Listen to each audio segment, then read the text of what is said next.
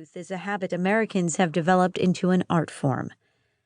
After the most recent presidential election, and the country's contrasting reactions of jubilation and despair, I couldn't stop thinking about the power in voting, and what it means in a country that appears so divided on cornerstones of democracy: the First Amendment, the rule of law, immigration, whether watching 18 hours a day of cable news is a good idea.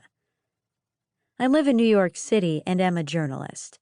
I've written articles on entrepreneurs at the top of their game, tech executives trying to survive Supreme Court battles, artists creating postcards with political messages, and the very real struggle to complete infinite jest. But my own story begins in Liberty, Texas. Its population now just shy of 10,000 people.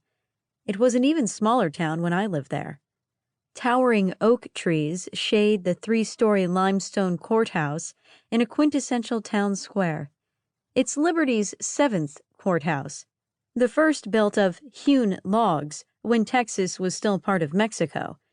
The town burger joint is across the street, and multiple churches are within walking distance. Their steeples among the tallest things in town. I feel a strong connection to both Manhattan and my hometown, but around election time they seem like different universes. Liberty County is overwhelmingly Republican, while my current neighborhood votes heavily in favor of Democrats. At the end of 2016, it felt like New York and other major cities had long lived with the idea that their opinions were the only ones that mattered, while Liberty had finally banded together with its like-minded small towns to turn an annoyed whisper into a thunderous shout. The two places' very different motivations for supporting candidates are clear to me, and while our fear that we won't be represented, that our wants and needs will be ignored if our candidate doesn't win, is emblematic of how divided we are. It also highlights the importance of electing politicians willing to consider the concerns of constituents who voted for somebody else. Despite the constant political noise about our strong feelings, our hopes, and our abiding deference to the idea of majority rule, so many of us are silent come Election Day. Even with a recent uptick in turnout in 2018, those who do vote can't pick up the slack for their peers who don't.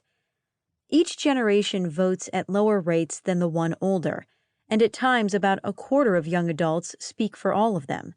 The same downhill slide holds when it comes to education levels. Adults with postgraduate degrees love to vote, around 80% turnout for presidential elections. But then the drop starts and doesn't stop, with Americans who didn't graduate high school sometimes voting at rates 2 times lower. There are racial disparities in who votes, too. While African Americans and white people vote in similar numbers in presidential elections, a significantly lower percentage of Hispanics and Asian Americans participate.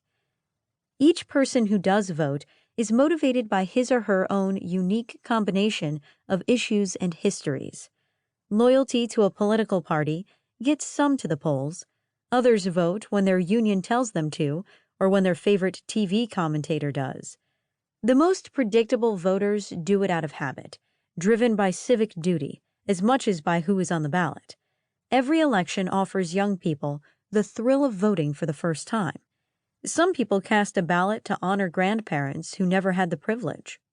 A friend recalls adults in Sunday school who said that finding candidates who would outlaw abortion was a top priority.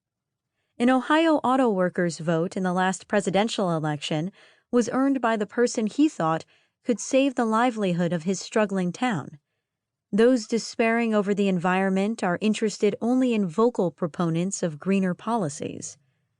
"It's the economy, stupid," has become a political trope, but impact on one's own wallet is the driving factor for many. The Supreme Court, the Second Amendment, minimum wage, the opioid crisis, the motivations are countless, but they all result in one act: voting. If others who share your views stay home, your voice isn't optimized. We'll never know what the country truly wants and needs unless more of us participate. This book is divided into 3 sections. The first explains